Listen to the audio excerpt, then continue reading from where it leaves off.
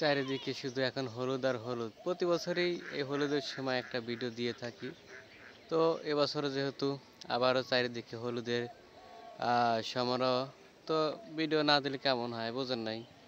তো তাই একটা ছোট্ট করে হলুদ ফুলের মানে যে সরিষা ফুলের শুভেচ্ছা জানিয়ে আজকের মতো ভিডিওটি এখানে শেষ করছি।